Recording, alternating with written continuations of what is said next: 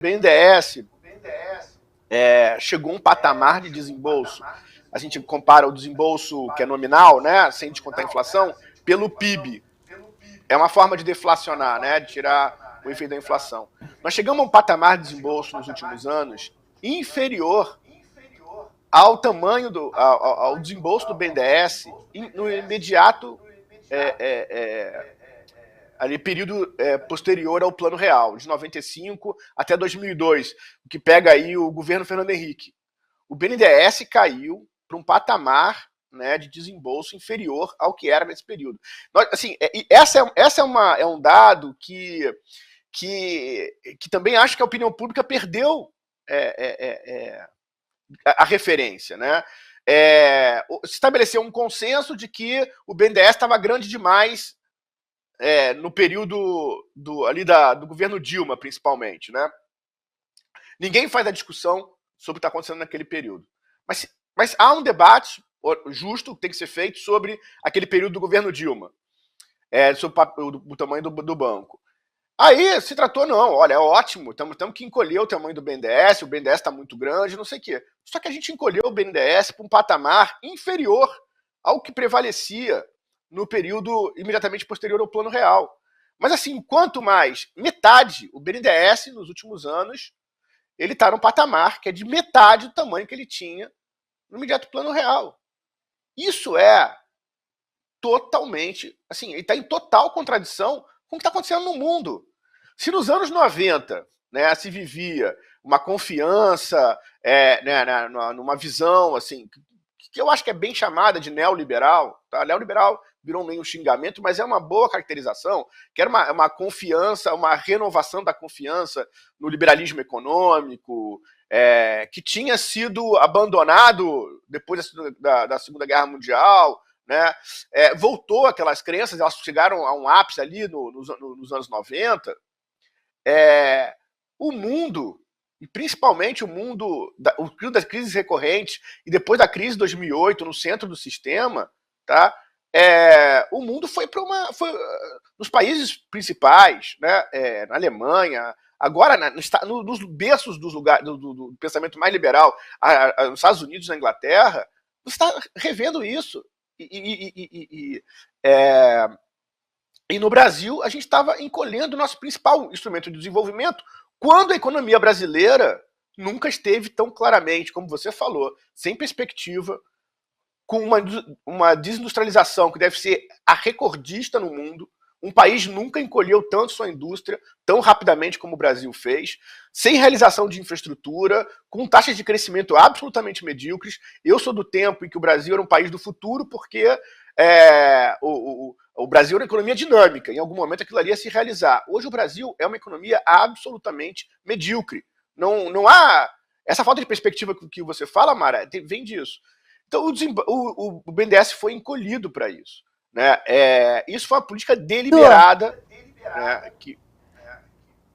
Arthur, você falou, eu lembro que a gente fez um programa aqui em que você chamou a atenção das aplicações que o BNDES tinha em papéis do Tesouro. Quer dizer, você tinha um banco de desenvolvimento que estava concentrado em títulos do Tesouro, quer dizer, fazendo o que o mercado especulativo faz, não o seu papel de financiar a produção, né? O banco devolveu quase 1 trilhão de reais para o Tesouro Nacional. É isso que o BNDES andou fazendo nos últimos 6, 7 anos. Se pudesse voltar... Nossa, é muita coisa. Se você ter 6, 7 anos dele estar fora da sua função...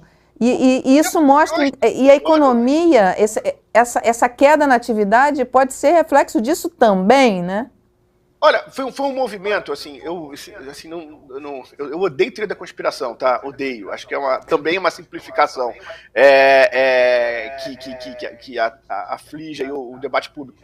Mas é lógico que foi uma coisa arquitetada. Você fez em 2017 uma reforma da taxa de juros do BNDES. Você colocou ela num patamar excessivamente alto, numa economia que passou a estar deprimida. Então, o governo perdeu qualquer instrumento para ativar, com empréstimos do BNDES, a economia.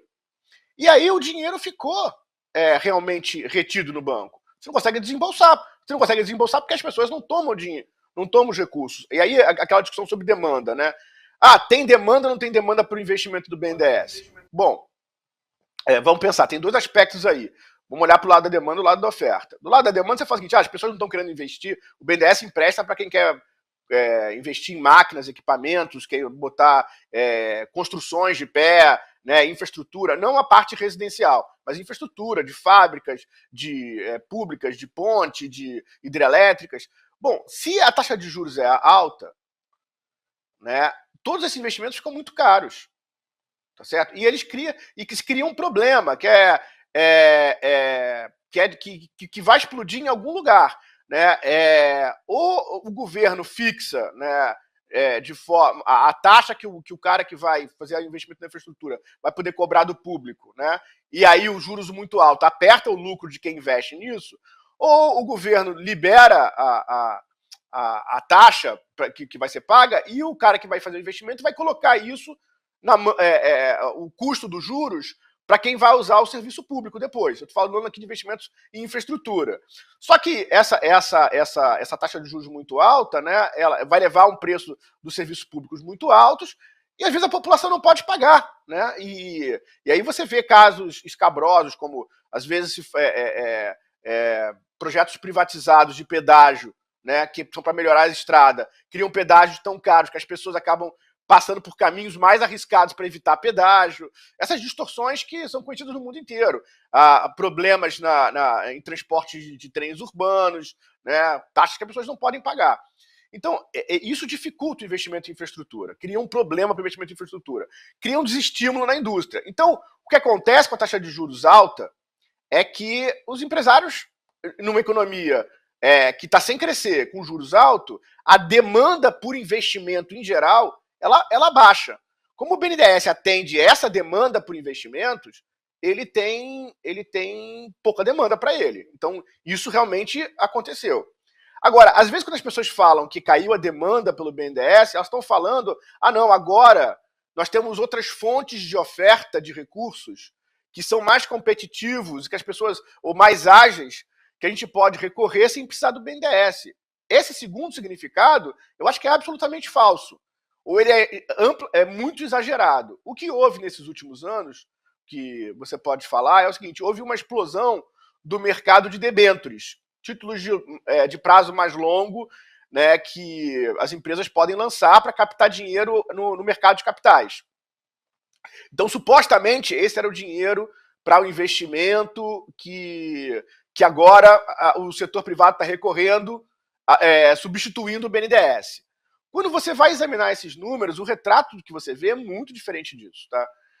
Primeiro, o que você vai ver é que tem a boa parte dessas debêntures, né, estão ligadas a renegociação de dívida. Assim, quando você pega o que está ali, que é realmente investimento, ou seja, que chama greenfield, construção de alguma coisa, praticamente só o que é financiado com as chamadas debêntures de infraestrutura, ou debêntures incentivadas.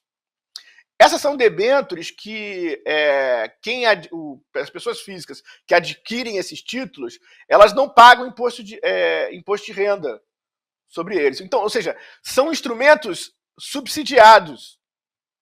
Né? São instrumentos que subsidiados. Quem adquire não paga imposto. Né? E quando você vai ver o que esse dinheiro tem conseguido financiar de infraestrutura, de investimento em infraestrutura, é basicamente um investimento mais simples, menos arriscado.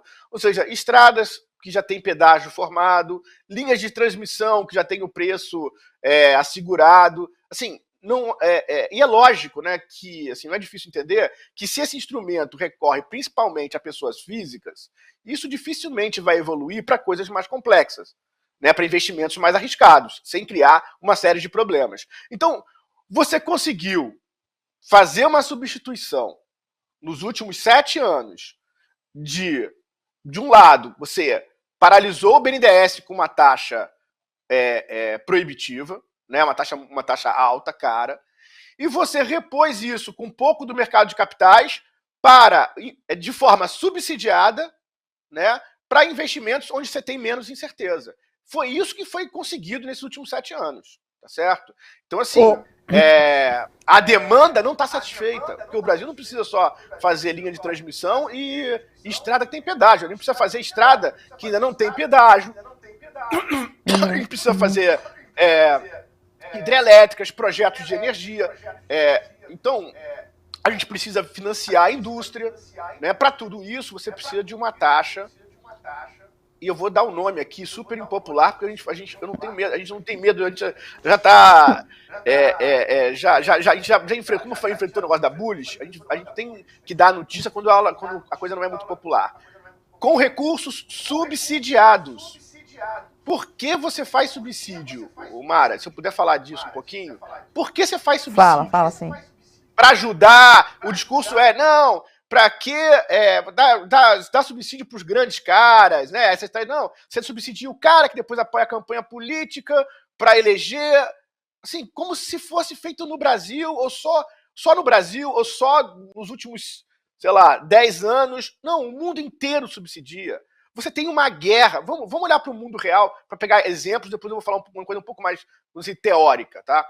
Você tem uma guerra, assim, explícita, né, no setor de aviação internacional. Né? Você tem duas grandes empresas, a Airbus e a Boeing. Né? Uma apoiada por um Estado nacional, os Estados Unidos, né, a Boeing, e a Airbus, um consórcio de várias empresas europeias. Eles brigam para valer sobre esse negócio de subsídio. A briga é pesada. E os americanos vivem denunciando os europeus. Vocês subsidiam a Airbus, subsidiam a Airbus. O que os europeus falam de volta? Vocês não subsidiam, né? Para os americanos tem isso, né? A economia americana não tem política industrial. Agora está tendo com Biden, cada vez mais porque eles estão perdendo para a China. Porque isso que é o mundo real. Né? A Ásia, a China crescendo a 7, 8, 9% há 20 anos, né? E os países ocidentais preocupados. Aí, o que os Estados Unidos têm? Os Estados Unidos têm os maiores gastos militares do mundo. E, obviamente, que isso é usado de forma também para afetar a indústria deles. Se você for ver os setores que os americanos mantiveram alguma competitividade, são setores que são irrigados por recursos da defesa americana, que são milionários.